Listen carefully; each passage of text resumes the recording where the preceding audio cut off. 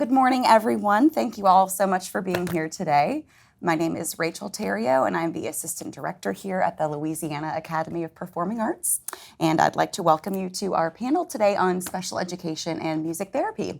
We're really fortunate at LAAPA to be working with over 1,700 students in the greater New Orleans area, and our music and dance faculty are working with students of all different ages and backgrounds. We're also grateful for the opportunity to work with many students with special needs or developmental disorders. Many of our faculty here do have a background in music therapy or special education, but we know that there are many of you working here who do not have that background, who are eager to develop more of an understanding for working with these students. So we're here today to talk about some steps that we can all take to be better educators for all of our students. We're really excited to have some current and former LAAPA faculty here to present a little bit of information to us. So I'd like to invite you all to go ahead and introduce yourselves and tell us a little bit about your background to start. Yeah, I'm Aidan Morda. Originally, I'm from Pennsylvania, where I got my undergraduate in music therapy, and then I came down to New Orleans, where now I'm studying for my master's in music therapy and counseling and teaching here at LAAPA. So I worked with children with special needs, mainly neurodevelopmental disorders like autism and a Smith-Magenis disorder, or Smith-Magenis syndrome. So that was during my internship, which was 9 months in Pennsylvania. And then I had various clinical placements throughout my undergraduate, where right now I'm working at a psychiatric facility focusing on mental health. Awesome. Thanks, Aidan. Cool. Me? My name is Jennifer Hoover. I am teaching here at LAAPA, voice, piano, and some woodwinds. And I have a background mostly in actually church music and worship music besides just performance. And actually, it's interesting, in the church you encounter all kinds of people. So that's been really a wealth of knowledge just in practical experience. But I also have a lot of personal experience with friends and classmates and family that have different various special needs. And I've just always felt drawn to understanding and just making a link between that and what's happening, in more typical learning circles. And I think that has a lot to do with how I learn. And I've learned about some of my own special needs through, educating some of the students that I find identify with. So it's going to be fun to share a little bit more from a personal side. Yeah, thank you. I'm Allison Battia. I've taught here at LAAPA for about 3 years. I teach piano and voice, and I have a number of students with special needs. I got my degree in music therapy from the University of Alabama, and then after that I spent about 2 years working with adults and children with disabilities, and so that's definitely a passion of mine. And a lot of that experience informs what I do in my lessons, even with typically developing students. Hi, my name is Angelia Gerard, and I have been with LAAPA also for about 3 years. And I teach preschool, private voice, and piano. I got my music therapy degree from William Carey University, and have about 10 years experience working with special needs children and adults from infant through 70 years of age. And I am looking forward to this panel and just thinking about ways as teachers at LAAPA that we can use music to help all of our students. Hi, I'm Meredith Sharp. I am a neurologic music therapist here in the New Orleans area. I have a small private practice, and I contract with local schools as well as hospitals and work mostly with children and adults who have neurological disorders. I used to teach here at LAAPA and enjoyed it very much, and also had several students with disabilities. And so I'm excited to be here today too, to learn and gather information. Awesome. Thanks, Meredith. Yeah, so a few goals for today's meeting are to, first off, just gain comfortability when speaking about different aspects of special education, the spectrum of many different special needs and disorders, including comfortable verbiage and knowing how to speak to your students in a comfortable way. Reviewing expectations for performing arts faculty and students. So knowing that, again, while some of us have backgrounds in this field, many of us that do not Still want to make sure that we are using our full educational skills. And then exploring some common situations and talking about some techniques and tools for productive lessons. So I'd like to go ahead and hand it over to our panelists to present a few topics that they've prepared for today. We can have a brief Q&A after each one, and then a general Q&A at the very end. So let's go ahead and start off with Meredith. Okay, great, thank you. I was thinking about today, and there's so many different things we could talk about, but one of the things I've come to learn, both from teaching and being a music therapist, is the importance of really getting to know your students and building that rapport. We all know that getting to know someone helps you develop that relationship, that trust, and then you have this relationship that you can work and you can learn from. But I wanted to dive a little bit deeper into the idea of building rapport with your students. That idea that rapport is a harmonious relationship where you share ideas and there's empathy and agreement. But the key part, if you look at the definition of rapport that I love, is that this relationship makes communication possible or easy. And ultimately, I think as educators, that's what we want. We need communication with our students to be easy and feel harmonious so that we can teach them the skills they need to learn music. There's been some articles written about the components of building rapport, the idea that there's mutual attentiveness. So we have this joint attention, which sometimes for a student with disability, that might be the main thing you're working on, is that joint attention is, okay, let us be together focusing on this one common goal. There's a positivity to the relationship too. It's joyous, it's fun, it's interactive. And then there's this coordination too between you. You're working together, and you can feel it, I think, when you're doing music with your students. Yes, we're really clicking, we're moving forward. And so that's part of that building rapport. And the idea that too, there's both verbal and nonverbal components. Students pick up, we all know, I think, they pick up on our energy. They pick up on, and we can pick up on their energy. And,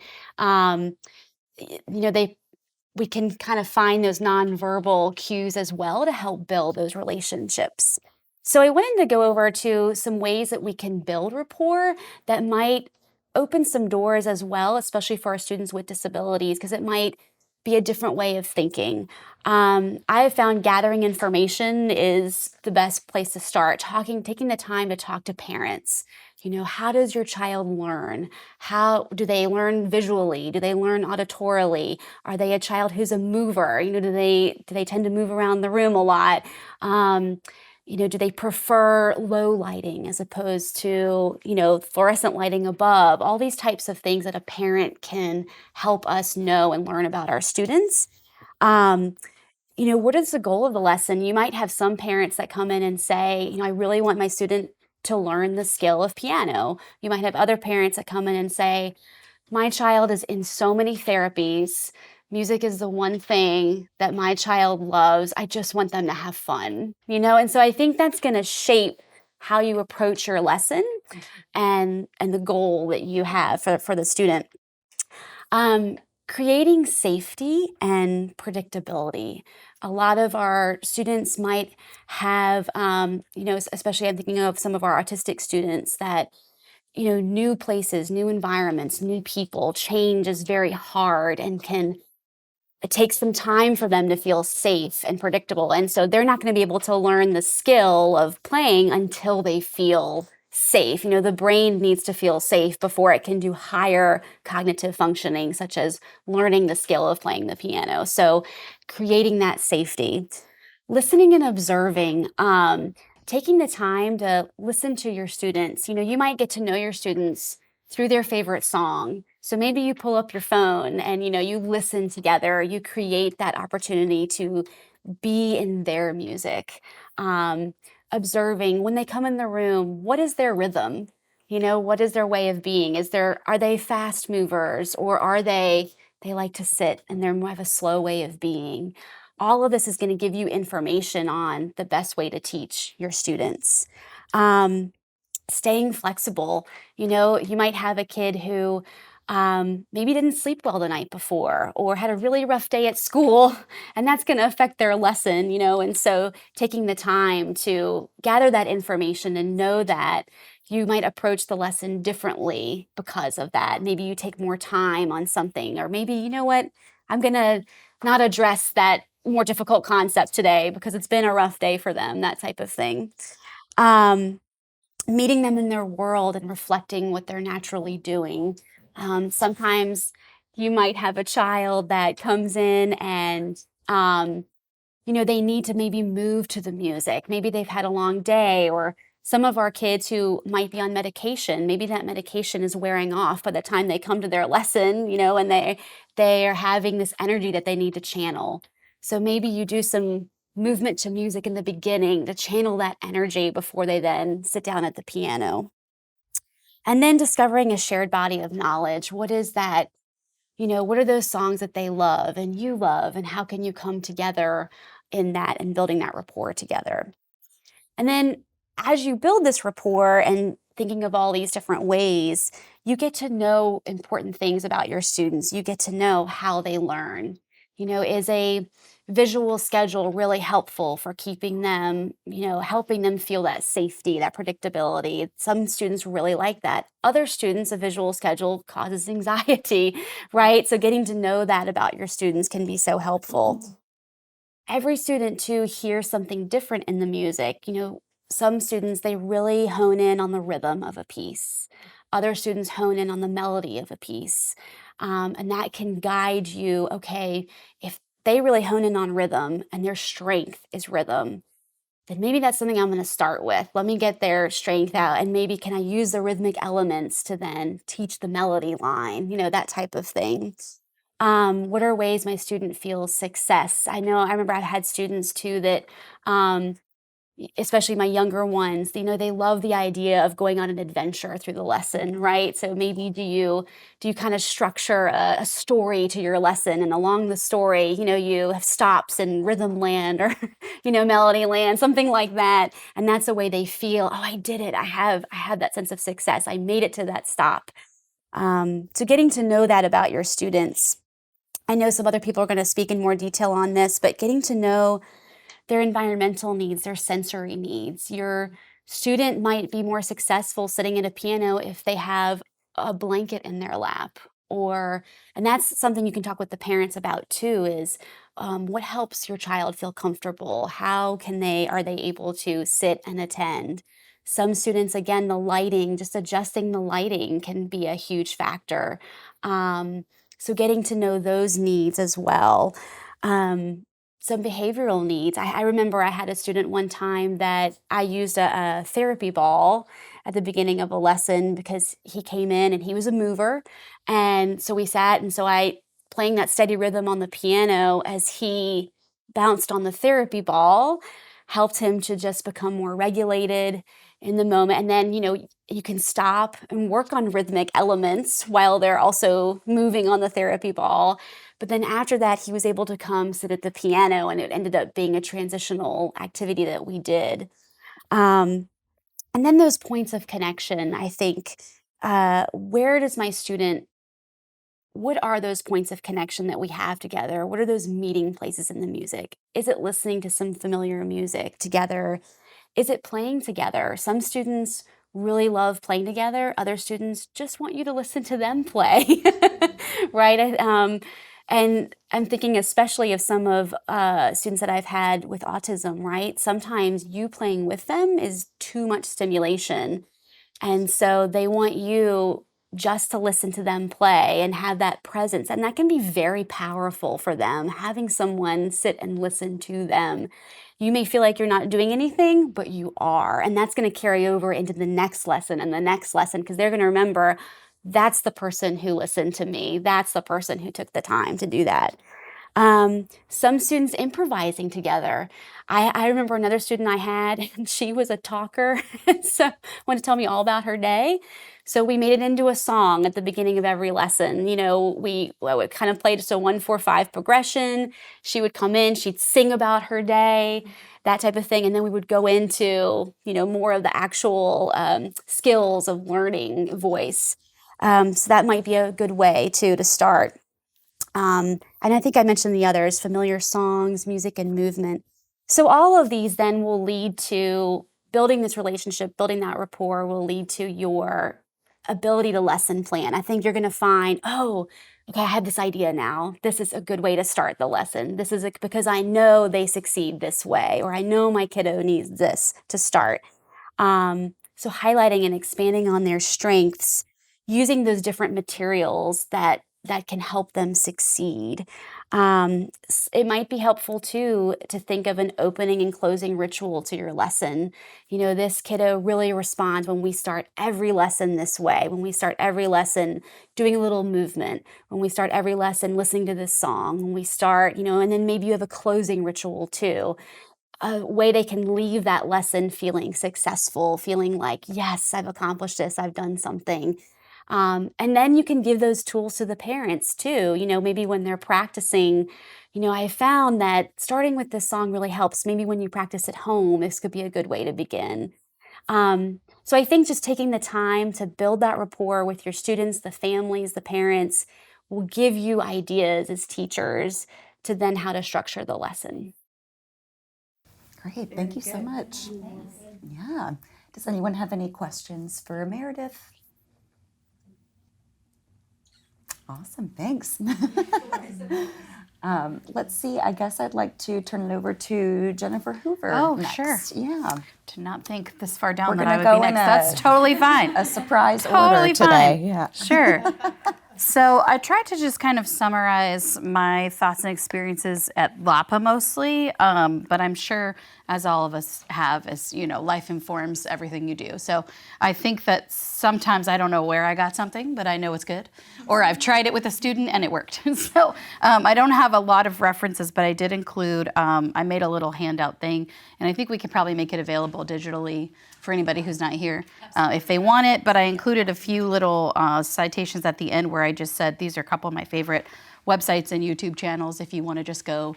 I learn by video better than anything, and so if you just want to go watch a couple videos and be like, oh, I'll try that next week, there's that for you. So in general, I wanted to kind of just hit some points that would tell you, hey, these are some things to like zero in on, because maybe you've had a couple of special needs students that you found success with easily because you tried something that felt intuitive and both of you latched onto it and you were like, oh, great, that's how I should do it.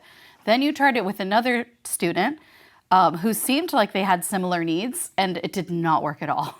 And you were like, okay, back to the drawing board. Maybe I don't know anything, or maybe, you know, your initial response is, I just don't think this student is for my studio, or maybe they would just be better in a different instrument, or maybe they should do a sport or something.